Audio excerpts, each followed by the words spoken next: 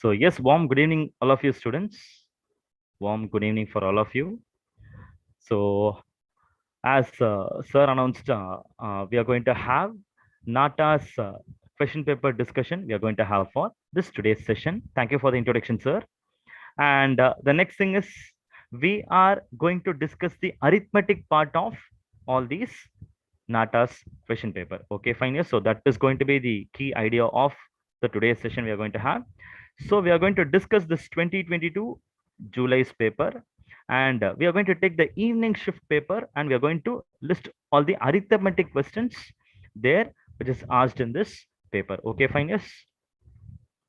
So I believe my voice is audible to all of you. So I can see people in the live. So students, you can use the chat box to open your queries. Yeah, yes. So, and also I believe you can see the screen. The screen is visible to you, all of you. So make sure whether the things are clear to you. Okay, fine. Yes. So before we start, so yeah, the things are clear, right? Yeah, okay, that's fine. That's good to see that. Okay, yeah, yes, students. Okay. Yeah, now students, it is little bit better if we just come to know what kind of questions are under what concepts you frequently get. You got questions for this July's question paper. So under arithmetic portions of NATA's paper, the recent paper, you had more questions appearing from the concept of numbers. So based on numbers, you have good number of questions, and based on percentage, you've got some questions. Percentage means percentage and its application. So once I say percentage, so the application topics inside like profit loss, okay, profit and loss, and then interest calculation. So these things also will come into account.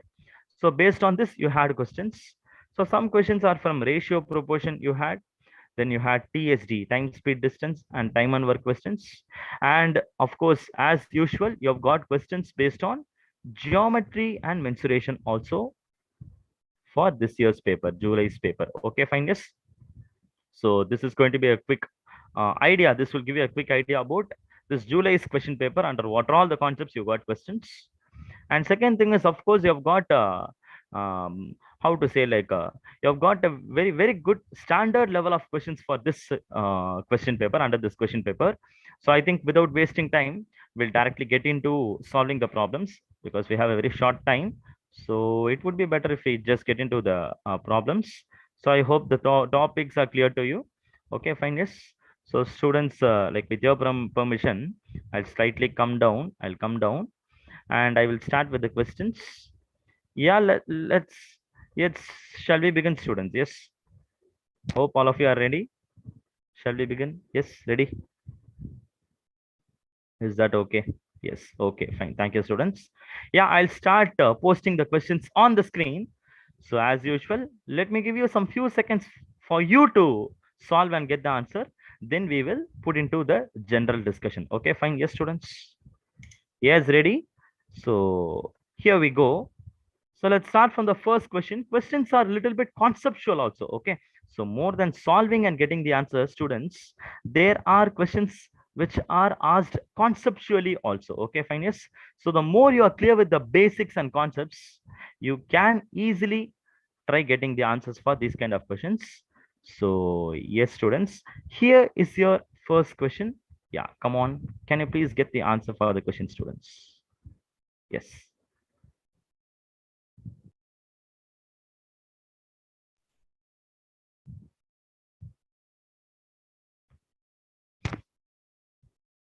Yes, students, you can get the answers. I hope the question is clear to you, visible to you.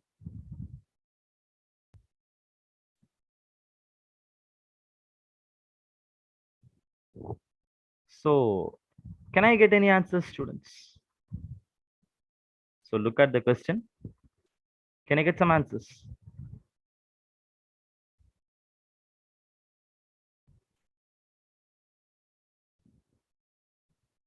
So, there are some 10 plus aspirants. There are some around 10 aspirants watching the session live now. So, it would be better if you just try giving the response. You can use the chat box to give your response so that this session this session would be more interactive, right? Yes. So when you come into the participation, it will be even more lively. It will be very interactive. So please give your attempts, students. Just give your attempts so that you will be getting more practice.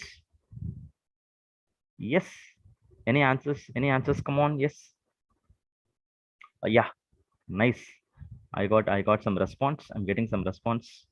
Great. Great to see that. Yes. Yeah. Okay. Okay. Fine. Yes. I think we'll come into general discussion. So coming back to the question, students, here the question is every point on a number line represents which of the following?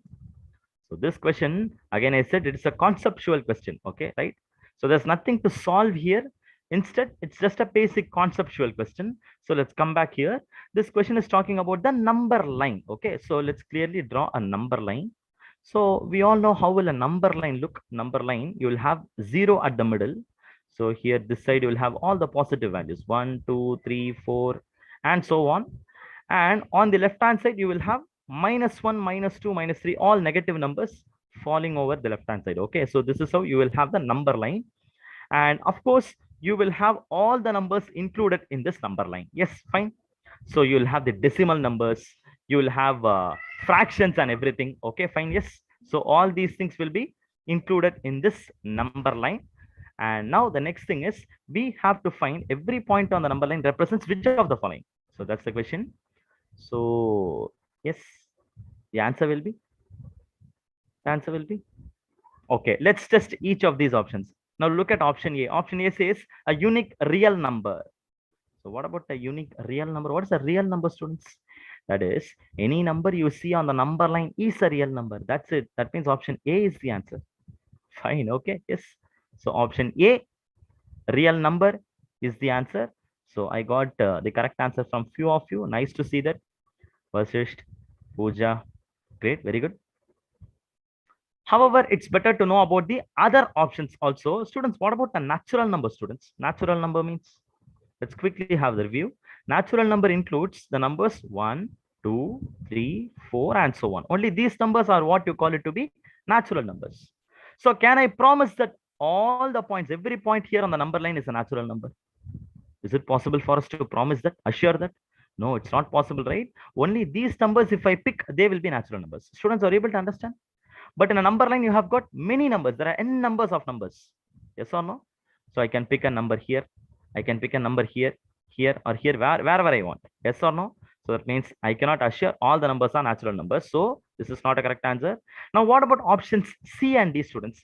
Rational number and irrational number. What about rational and irrational number, students? So I would insist you to know these things also. Fine, yes. So can anyone answer what are rational, irrational numbers? Any quick answer from you, please?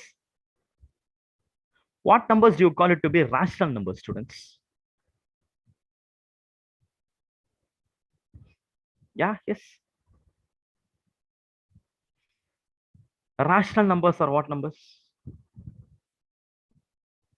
Or shall I tell that? Okay, better I'll tell you. Rational numbers. Okay. See here, very simple.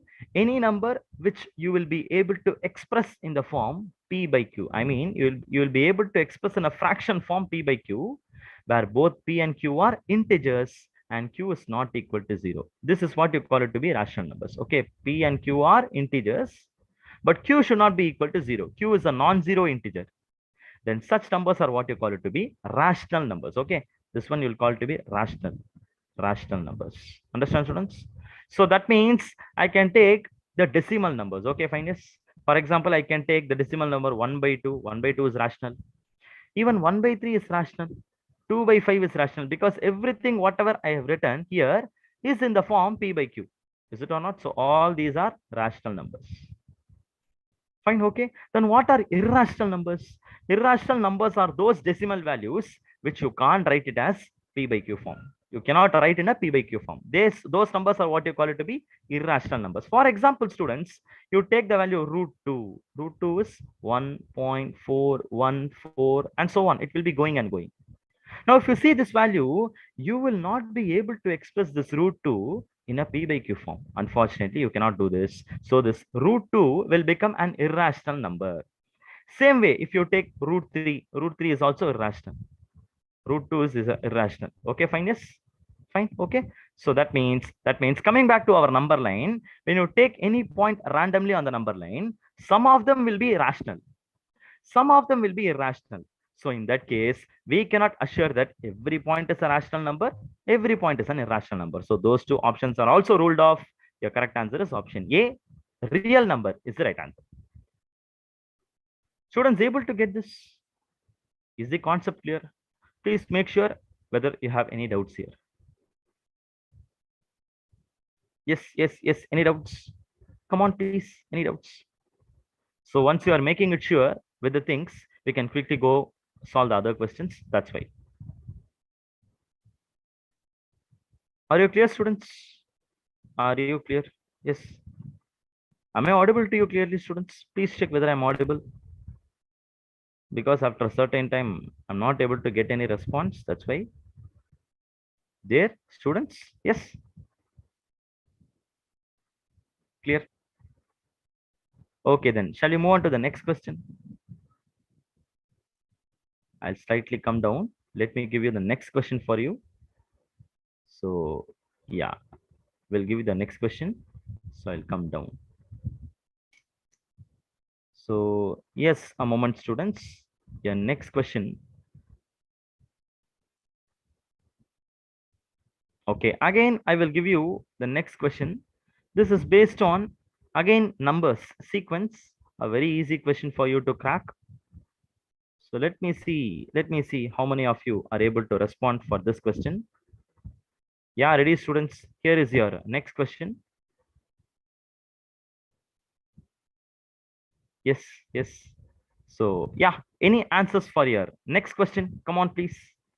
The next question is ready on the screen. Can I expect some answers, please?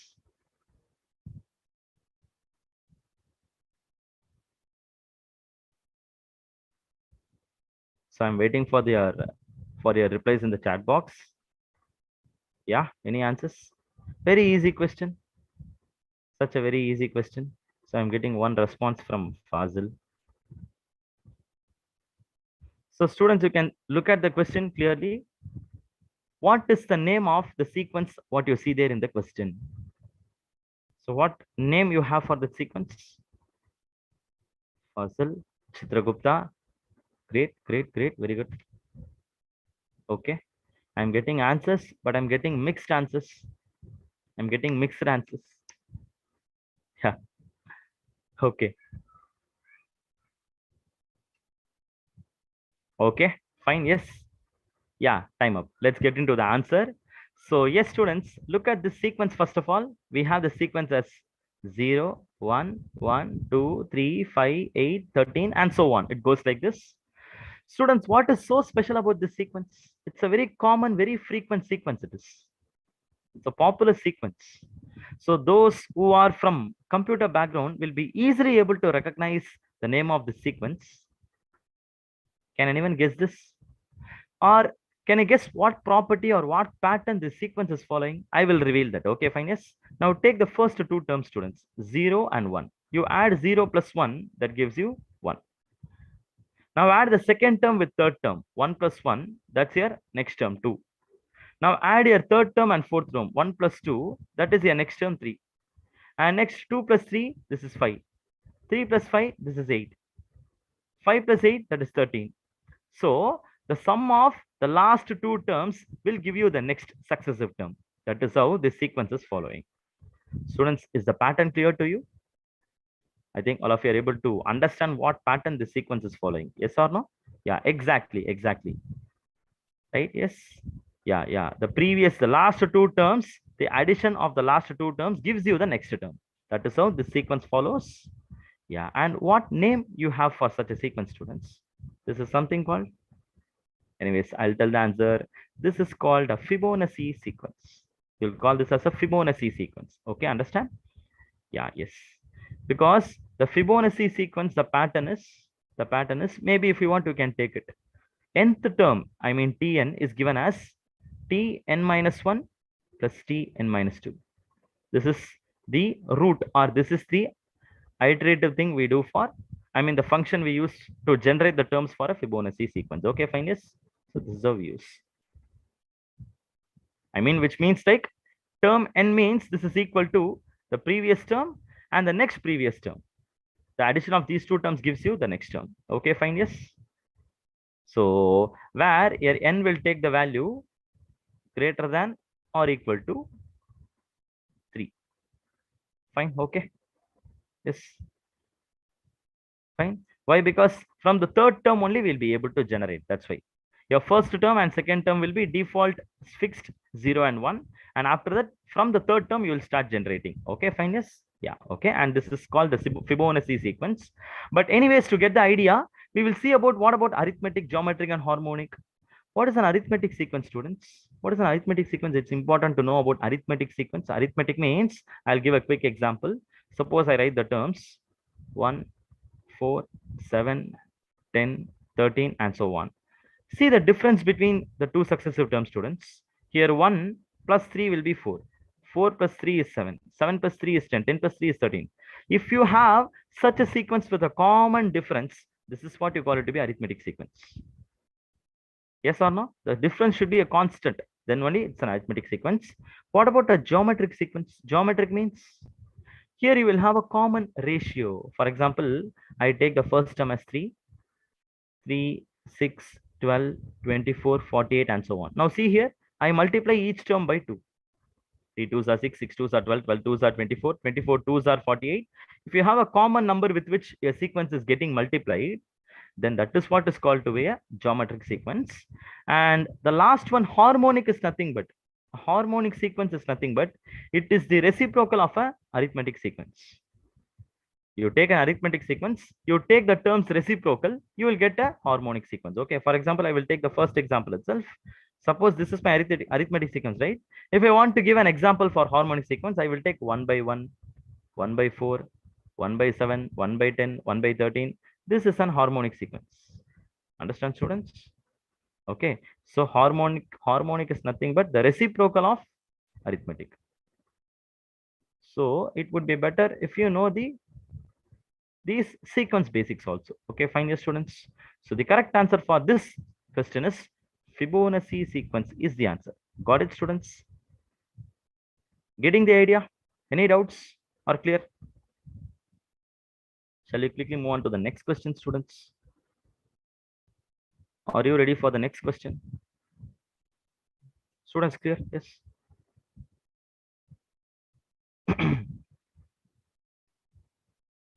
Yes. Hello. Okay, fine. Yes. So let me come down. Let me come down.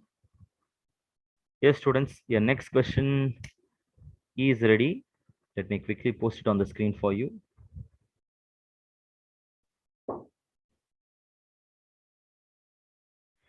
Yeah, students, next question is a question from calendars. So here is a question. Very good question. Can you please try this? So these kind of calendars questions are very frequent in exams. Okay, fine. Yes. Fine. Okay. Yes. So please, can you try giving the answer, students?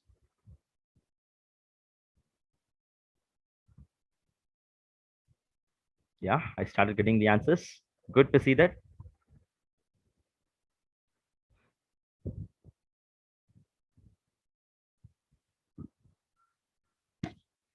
Fazil, Chitragupta, Himanshu. Great. Great. It works. Great.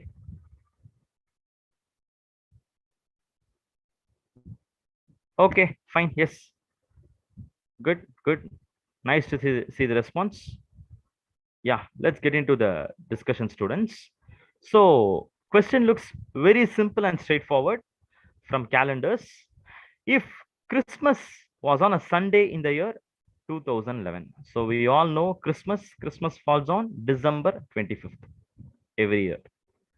So December 25th of the year 2011, given this is a Sunday. Now what is the question, students? Then what day will it be? I mean, same Christmas, December 25th, what day it will be in the year 2012? I mean, the next year, what day it will be? That's our question. So we need to find Christmas in the year 2012 falls on which day? This is our question. Very simple and straightforward. Now look at the question, students.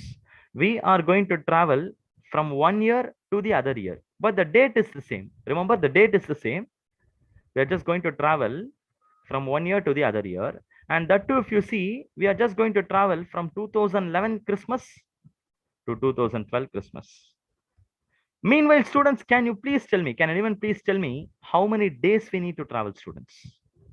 If I want to travel from December 25th of 2011 to December 25th of 2012, can anyone tell how many days we need to cross? I want you to tell the number of days.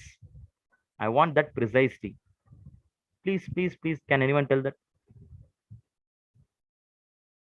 I repeat my question.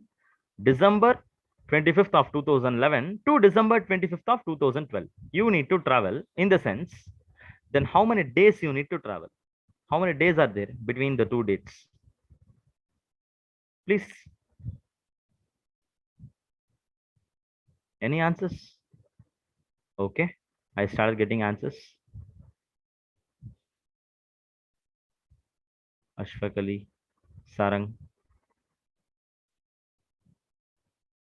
How many days we need to travel? Yeah, first we will go for the number of days first. Yeah. Saram came out with a good concept. Fazil. Okay. See here, we need to travel exactly how many days? We need to travel exactly 366 days. Okay, fine, yes. Because same date only, right? Same date means from 1 year to the next year, if you want to travel, you will either travel 365 days or you will travel 366 days. That's all. That's the point. Because the date is the same. There's no change in the date. To travel from 1 year to the next year, it will be either 365 or 366. But note down the point, the year 2012 is a what kind of year, students? 2012 is a what year? Yeah. Can anyone recognize what type of year is the year 2012? Yeah, it's a leap year. Very good. Brilliant. It's a leap year. Yeah, very good. It's a leap year. So in that sense, this 2012 will have February 29 in its calendar. So you are going to cross February 29. For that reason, you will have one extra 1 day. That's why you have 366 days. So be clear with this concept, students, because here is where students are getting trapped always, most times. So be clear here. When you travel from 1 year to the other year, but the dates are same, then how many dates you need to travel is, you check whether you are crossing this February 29 or not. If you are crossing a February 29, you should account it as 366 days. But if you are crossing a normal year, ordinary year, I mean no February 29, then it will be 365 days. So make sure with this point, you should be clear with this point. Okay, fine. Yes. So here 366 days. Now let's get into the concept of odd days. Odd days. Now we have to calculate how many odd days are there for this 366 days. So what do you mean by odd days, students? Odd days means very simple. You divide 366 by 7. So 7 5s are 35. Balance is 1, 6. 7 2s are 14. And again, balance is 2. So remainder is 2. That means for 366 days, there are 2 odd days. There are 2 odd days. Is the point clear, students? See here. I got the final remainder as 2, right? This remainder will tell how many odd days are there. Now I will tell the meaning of odd days, because those of you who are clear with the basics of calendars must be knowing the meaning. But still, it's my duty to remind you that, and always reminded, for a given collection of days, given collection number of days, you are going to form as many weeks as possible.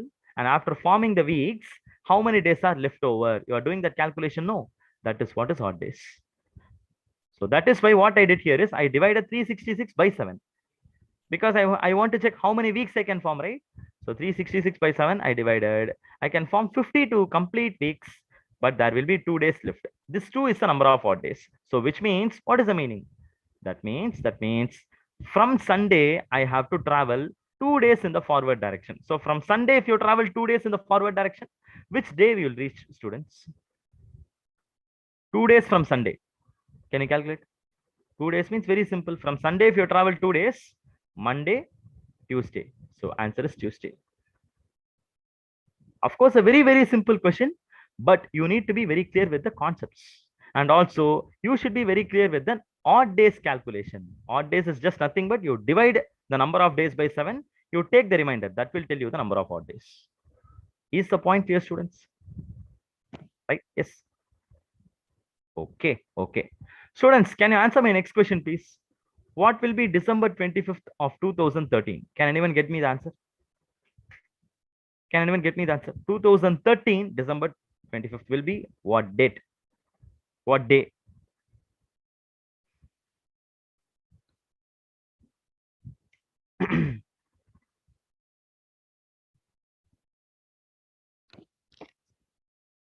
Come on, any quick answers? Yeah, yeah, yeah. I started getting the responses. Can see in the chat box. Great. Nice, nice, nice. Brilliant answer. Very good, very good. Wednesday is the answer. I appreciate. Yeah, Wednesday is the answer. Why? Because when you try to travel from 2012 to 2013, you will have to travel only 365 days, right? Yes, only 365 days you have to travel, which means you have to travel only one odd day. So Tuesday plus one day will be Wednesday. So answer is Wednesday is the answer. Very good, students. Okay. So it matters whether you cross the February 29 or not. Based on that, you need to do the calculation. So keep that in mind, students. Okay. Because this is very, very frequently students are getting these doubts. So make sure you're clearly understanding that here itself. And also what I will tell is I'm repeatedly telling this to students. When you get a question from calendar and all, it will be very, very easy because there's no very big thing for you to mug up to or to by heart the things. There's nothing like that. With some basic calculations and logic itself, you can easily answer those questions. You can crack those questions easily. So keep that in mind and you can easily crack those questions. Okay, fine. Yes. Yes, yes, ready for the next question, students? Ready for the next question? Ready? Okay, I'll give you the next question for you. Okay, again, a very simple question for you. So here is a question based on probability, students. So try getting the answer for the next question. This is from probability. Okay. Probability. I believe you are okay with the previous questions. But still, students, please, if there are any doubts, you can let me know. Okay. Oh, I'm sorry. I'm sorry. Yeah, yes. Now it works. Now it works better. Come on. Yes.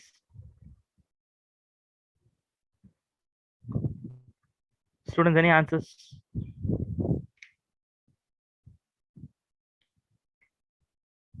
Yeah, again, I started getting the answers. Fazil, Reshma.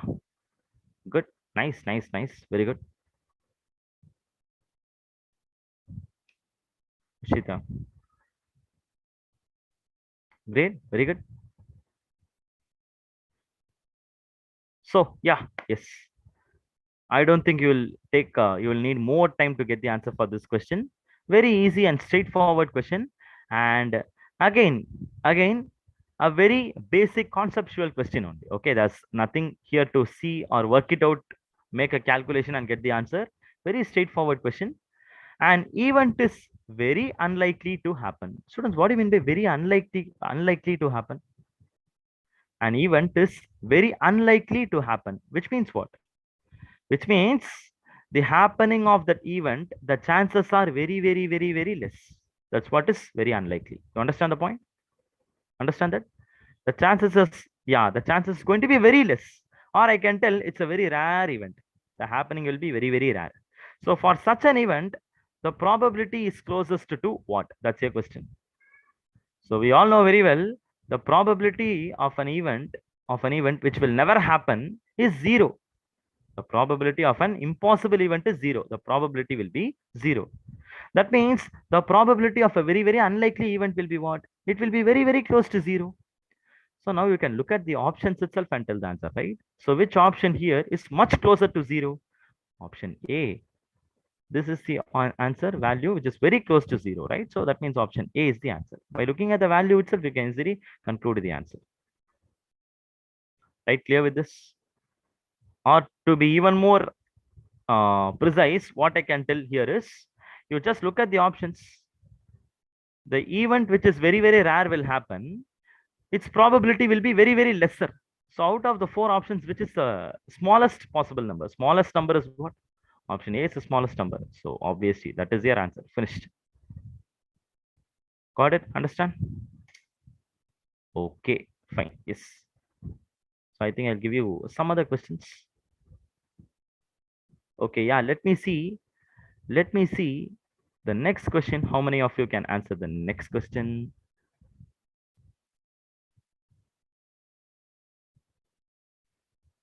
Students, can you try the next question? This is from percentage.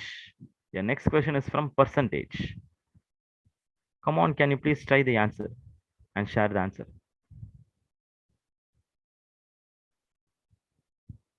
I believe now you can clearly see the question. Yes. Come on, please.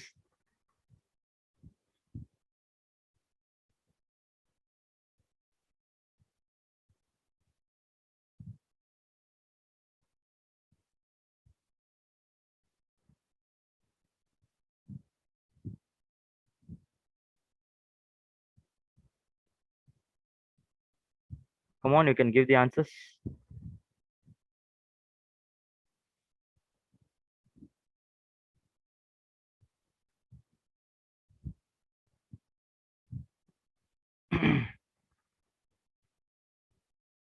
I started getting the answers. Great, great, nice.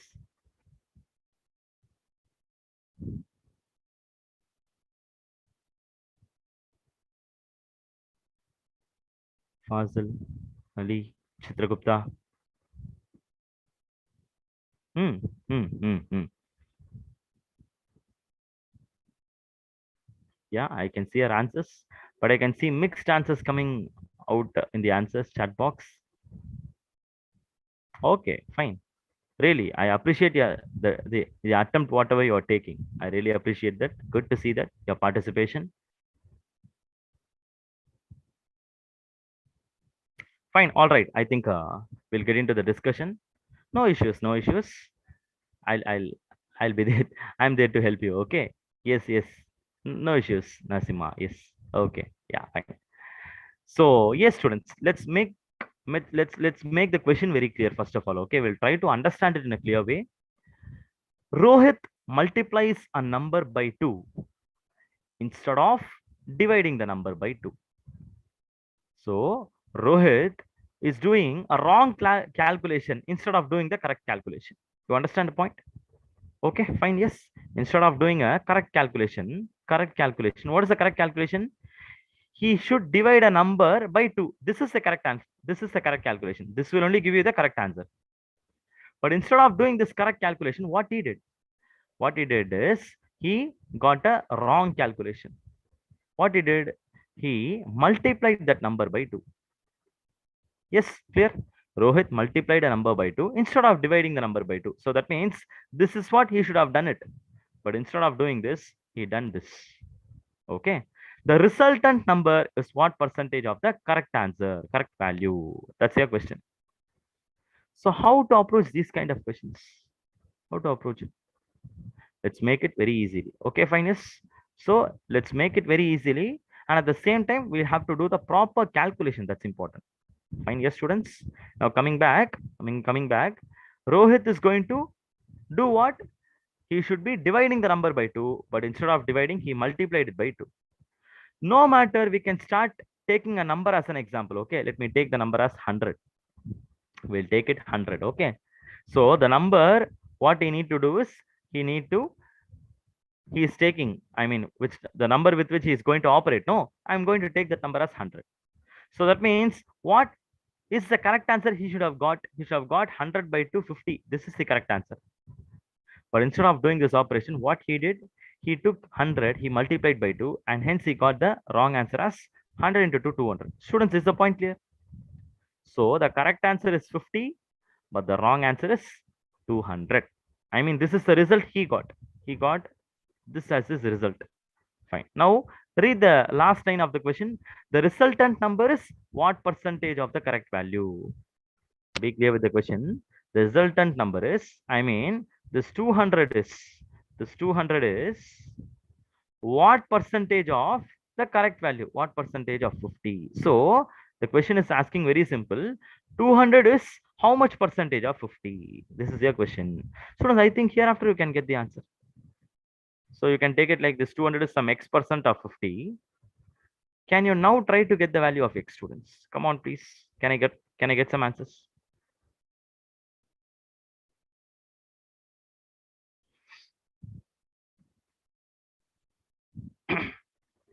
Yes, any answers?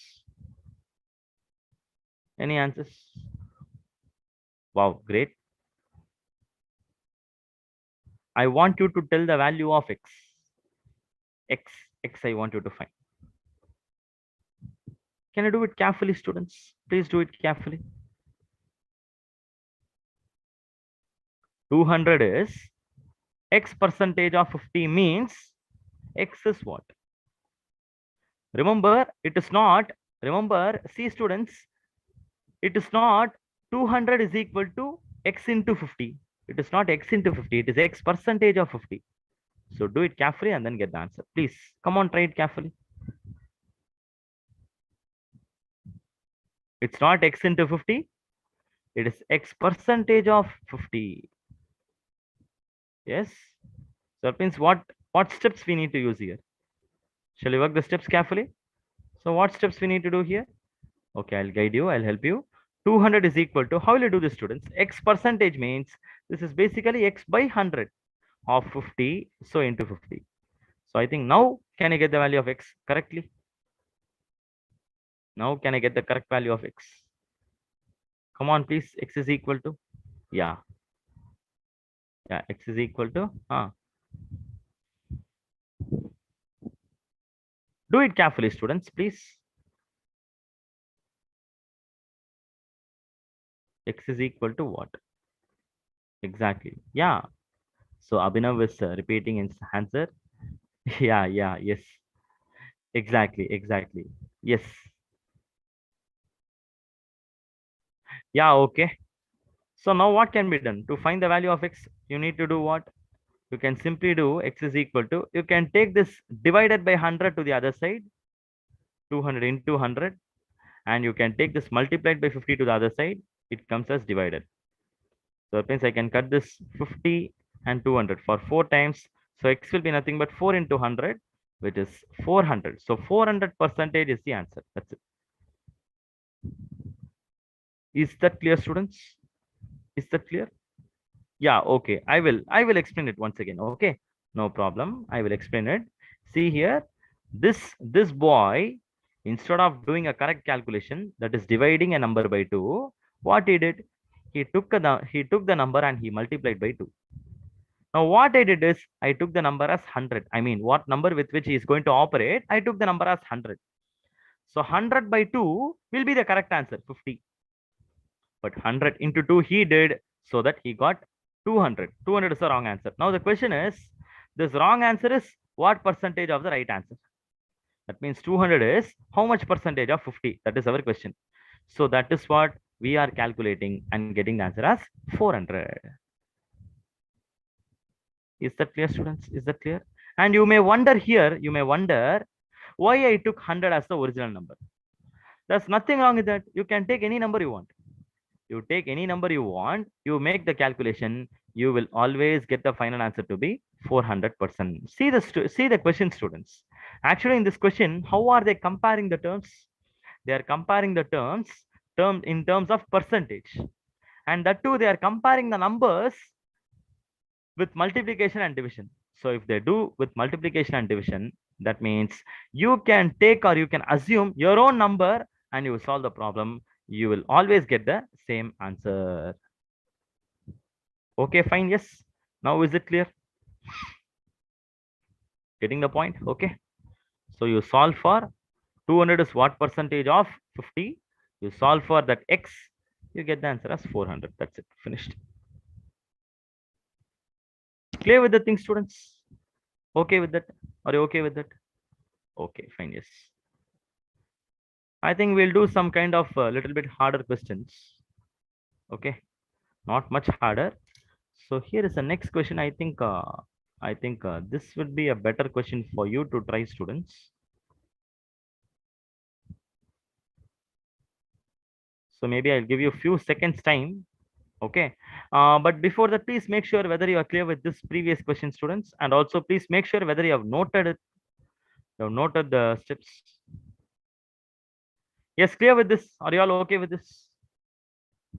Fine. Okay. That means let me go to the next question. I'll come down. I'll come down. We'll give you the next question here. Yeah, come on. Can you please try this next question?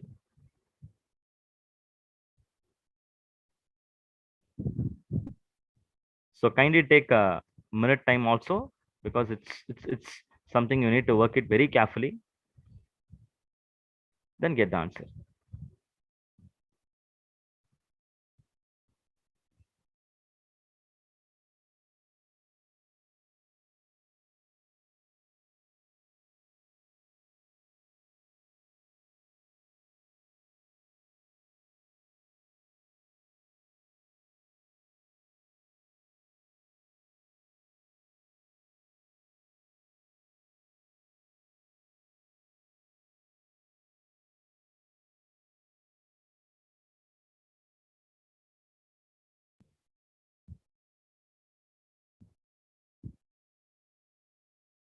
Good, I can see the answers. Good to see that. Great. Any other answers?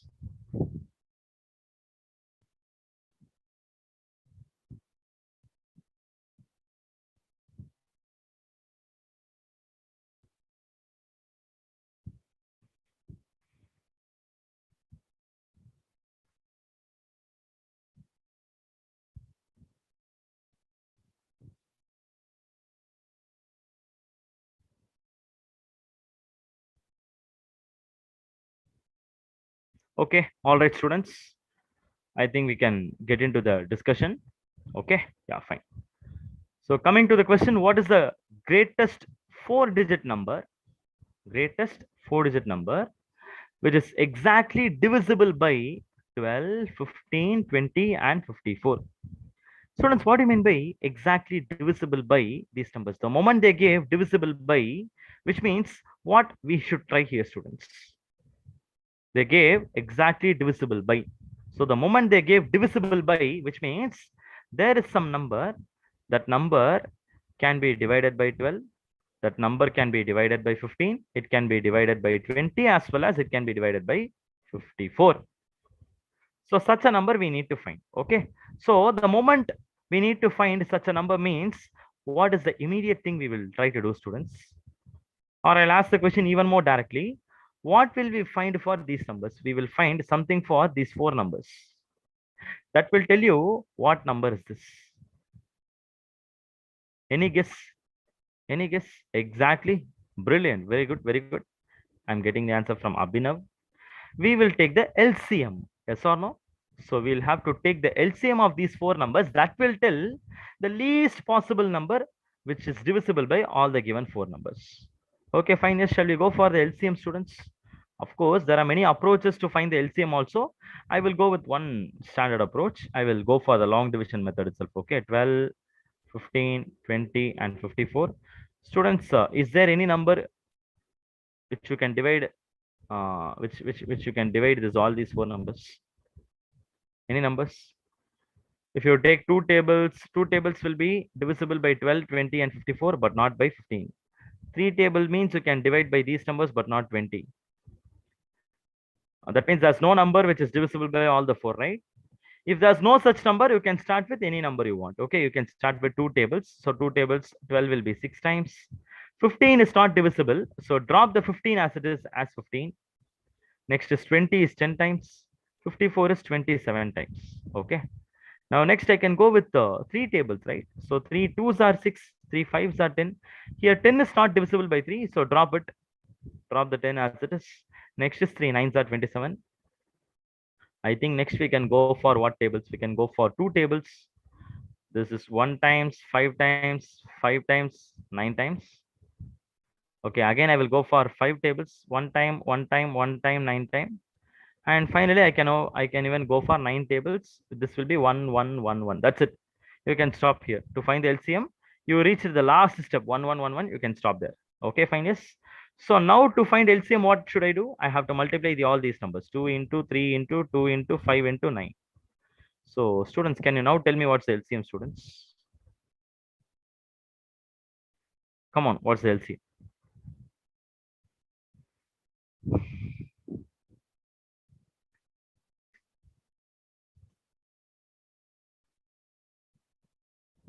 Good.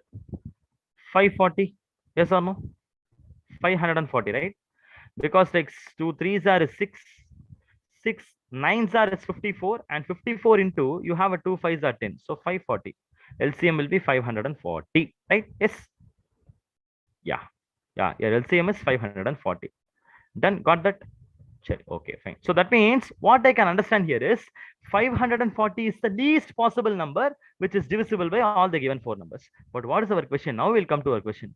Find the greatest four-digit number. That is our question. Okay. So the least number, I mean the first number is 540. If I want to find the second number, it will be 540 into 2, 1080. If I want to find the third number, I will do 540 into 3, right? 540 into 3. So second number means I will do 540 into 2. I will get this 1080. If I want to find the third number, 540 into 3, 1620. If I want to find the fourth least number, I will do 540 into 4. This will be like 2160. And so on. It will be going like this. This list will be going like this. But we want to find the greatest four-digit number, students. That's our question. So what can be done here, students? To find the greatest four-digit number, what we can do here?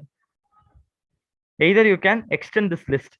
You can keep on multiplying, and you can get the answer. But what is the easiest way with which we can get the answer, students? Can anyone suggest me some easy way to get the answer? Students, is my question clear to you first of all? The first number itself is 540. If you want to find the next number, it will be 1080. Next number 1620. Next number 2160. Likewise, the numbers will be increasing. If you want to reach the largest four-digit number, you have to continue this multiplication and you have to check where you will get the largest four-digit number. Okay, fine, yes. Okay, yeah, I'm getting one approach. You can multiply by 20. Okay, that's a good approach. Then you can come to the lesser numbers like 19, 18, 17, reverse order. That's a very good approach. Yeah, okay. Yeah. I'm getting another tip. Nice. Okay. Yeah, I'm getting an approach from Fazil. Nice approach, Fazil, but it's partially correct. It's just partially correct, not completely correct. Okay, yes, students. I really appreciate your participation. I'll give you the approach. Okay, fine. Yes. So I'll give the approach. The approach what you can handle here is you better take the largest four digit. I'm sorry. You better take the largest four digit number. Okay, I'll slightly come down. Yeah, okay. The largest four digit number is 9,999. Students, you simply divide this number by the LCM. We got the LCM as 540, right? You will divide this by LCM. So if I try to divide this with LCM, I will be getting 540 into 1 is 540. Then you'll get the balance. Balance will be 4, 5, and then 4. And you drop this 9. This will be 9. Next, I can go up to 540 into, I think I can go up to 18 times, right? Sorry, 8 times, right? So 540 into 8 I can go. So that will be 4320. So the balance will be 9, 2, 2, 229. So final remainder you got is 229. Yes or no? Is the remainder you got right? Yes or no? You'll get the remainder as 229. Got it? Yes. Okay. Now what you can simply do here is you simply subtract this remainder from our original number. This 9999. You subtract this 279. If you do so, what will happen? You'll you'll be getting 2 here. This is 7 and this is 9. So 9720 will give you the correct answer. Okay, fine, yes, students. Is that clear? Actually, sorry. This is 229, right? I'm really sorry. I'll check it once again. Just a moment. So this is like 540 into 8, right? So 540 into 8 will be like 540 into 8 is like 0, 32, 3. Yeah, 4320. Oh, really sorry. Here it should be 9, right? I'm really sorry. I only missed it. I'm really sorry for that. Apologies. Yeah. Yeah, you gave it correctly. Students, you gave it correctly. I missed it. Really sorry for that. Yes. So this has to be 7 and 279, right? Yeah, 279 is what I'm supposed to minus. That is what I did it here. Okay, fine. Yes.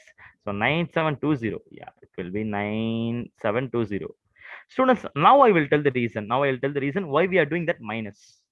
See here, I want to check the closest multiple of 540 around 9999. I want to check the closest multiple. That will only give you the largest possible four-digit number.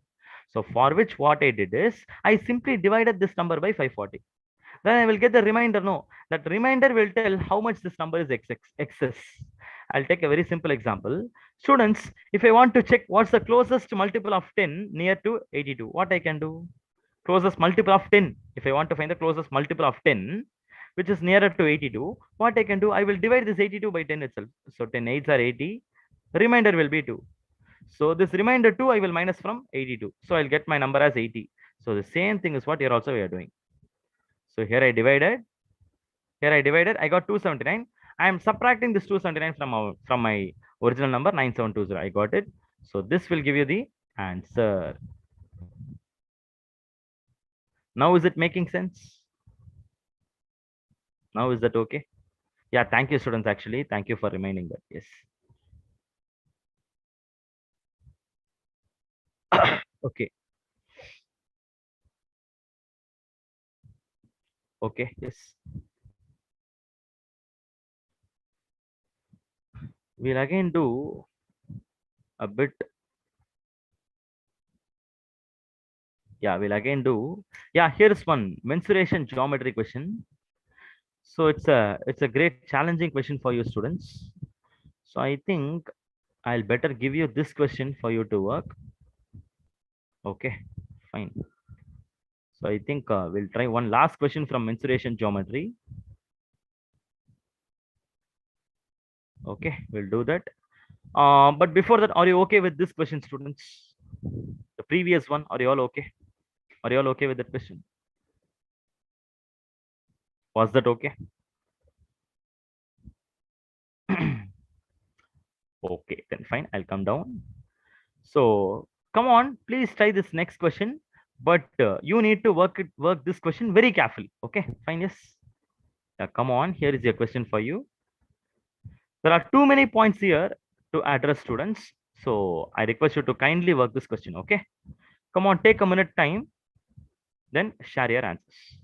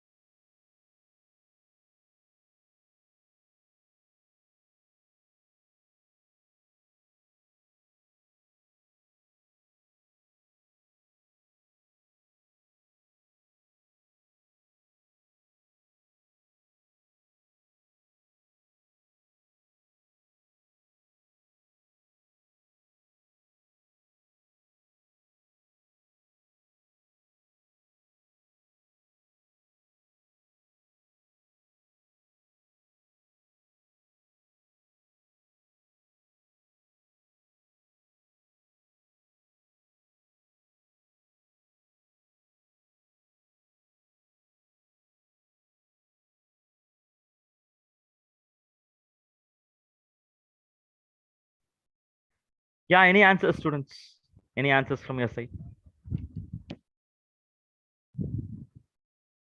Okay. I'm able to get yeah, I'm able to get the answer. Able to get one response. Mm-hmm. Great, nice. Okay, okay.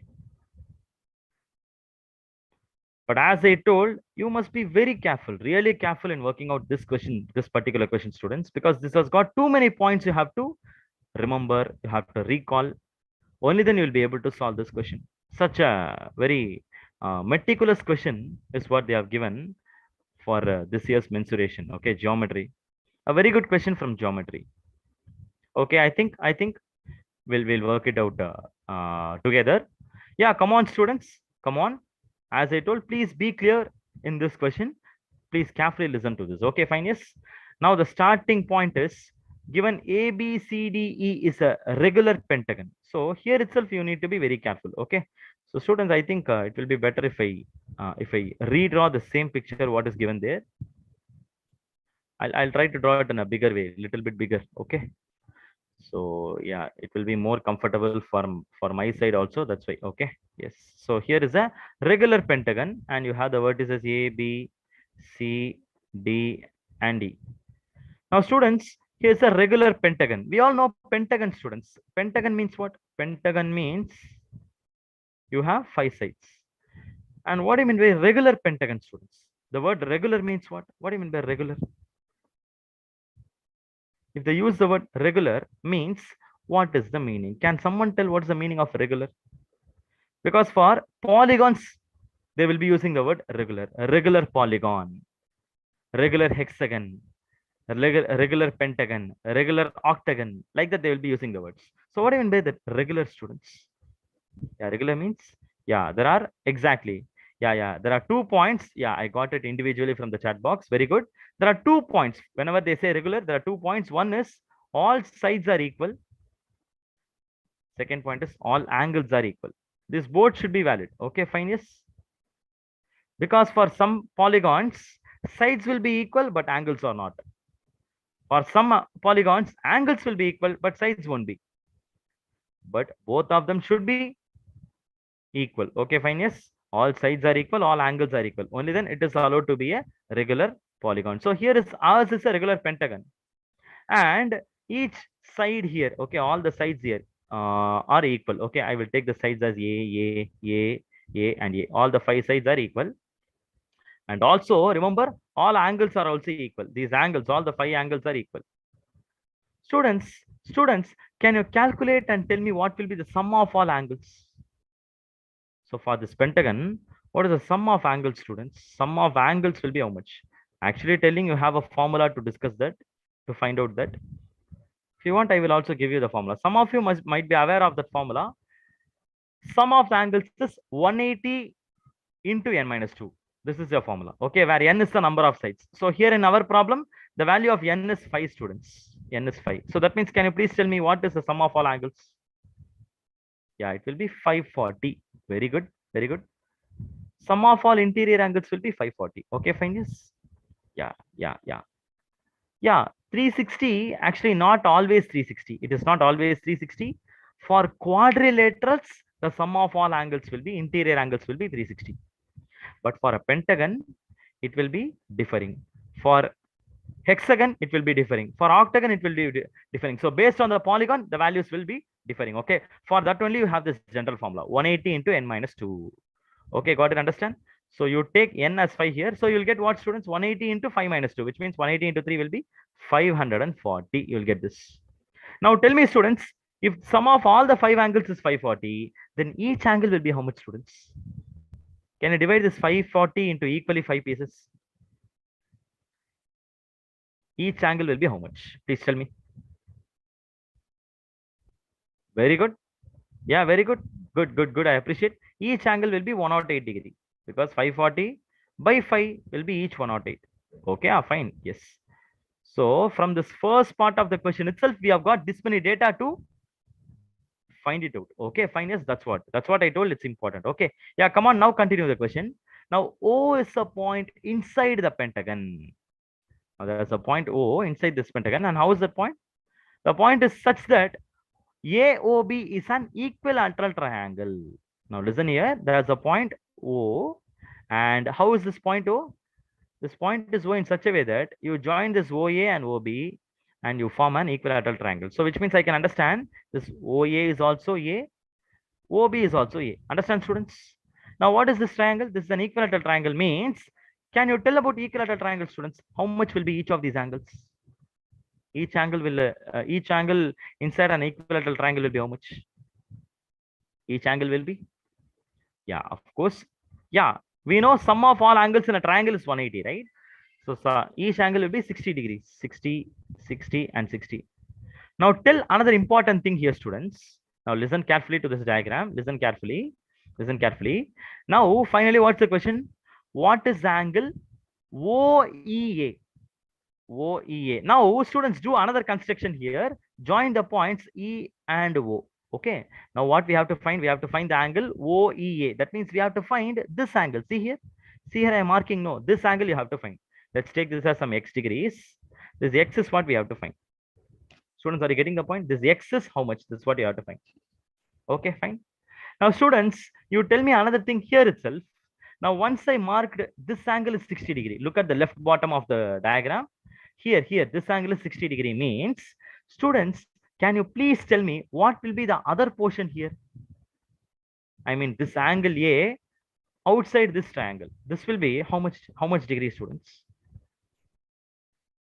If the portion inside the triangle is 60 degree, then what about the other portion outside what you see? That will be how much?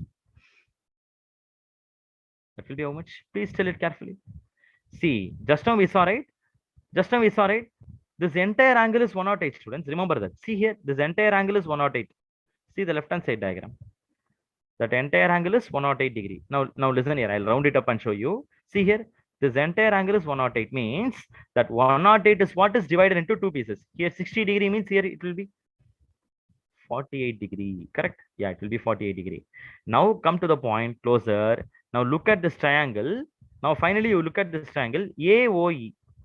Look at the picture AOE. Here AOE. You look at this triangle. Can someone recognize, carefully observe and recognize and tell what type of triangle is AOE, students? AOE is a what type of triangle? Please tell me that first of all. AOE is a triangle. Please tell me what type of triangle is that?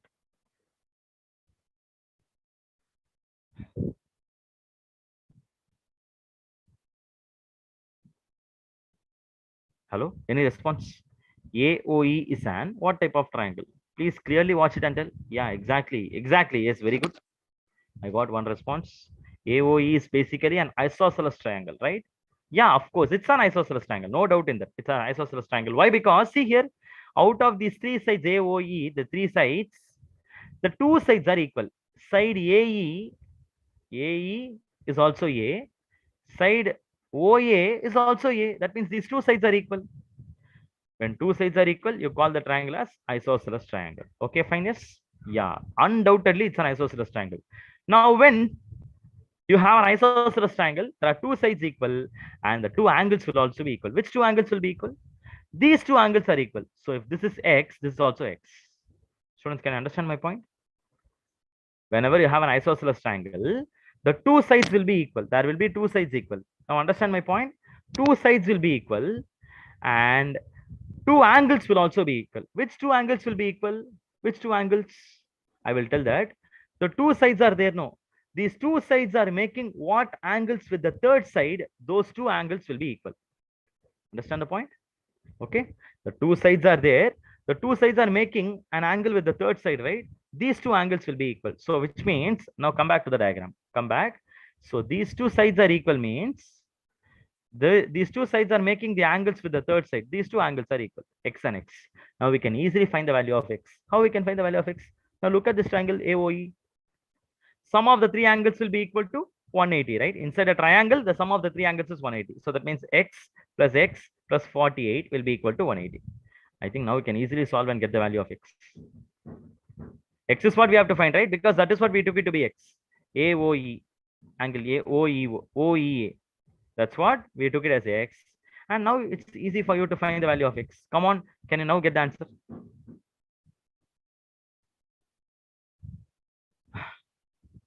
Come on. X plus 48 degree is 180 means x is what? Finished. That's it. Exactly. Very good. See, if this is equal to 180 means, then we can tell 2x is equal to 180 minus 48. So 180 minus 48 will be 132 degrees. And x will be equal to 132 by 2, 66 degrees. So that means option A, 66 degrees is the correct answer. Students, are you okay? So of course, a very long solution, right? It's a very long solution. That's because you have got too much of content put inside this one single question. That's the reason. So now you understand the essence of the questions, how it works. In order to solve this one single question, we should be knowing the basics of polygons. What is a polygon? What is a regular polygon? We should know the properties. We should know about triangles, equilateral triangle, isosceles triangle, how will be the angles, how will be the sides, everything we should know. Only then we'll be able to do this. Okay.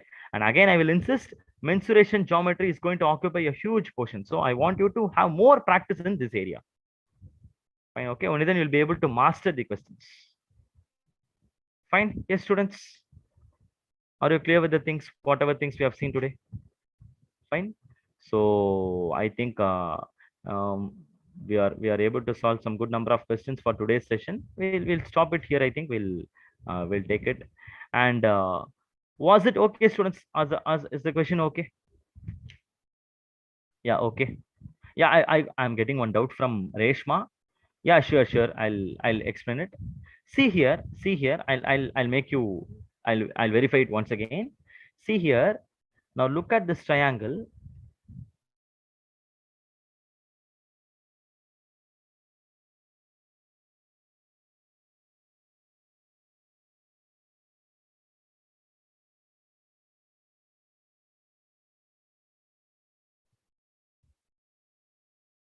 Students, I'm really sorry. Yeah. Now I think you are clear, right? Can you hear me, please? Can you hear me? Sorry. Yeah. Yes. Yeah, students. Yeah, I think I'm back. Yeah, yes. So just a moment, students. I'll just clear this doubt alone. Now look at this triangle. I will redraw the triangle. Okay, fine. Yes. See here.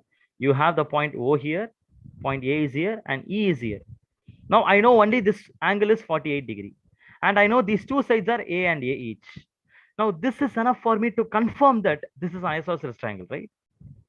We are not sure about what is the third side. This is not known. Don't confuse with this triangle and this triangle. Okay, the first triangle, this one is an equilateral triangle that is given in the question itself, but this is not known. We only know that these two sides are equal. Okay, fine. Yes. So from that, what we can confirm is this is an isosceles triangle. So these two sides are equal. That's enough for us to confirm that this is an isosceles triangle. Now, once these two sides are equal, the angles made by these two sides with the third side, these two angles are equal. That's why I took them to be equal angles, x and x. Now, I added x plus 48 and equated to 180. And from there, we got the answer. Okay, fine. Yes. Now, is that clear? Okay, all right. Okay, fine. Yeah, next is like, yeah, of course, you can practice these kind of questions. So I would insist you to take better the previous year's NATA's question. Okay, fine. Yes. Previous year's NATA's question you take.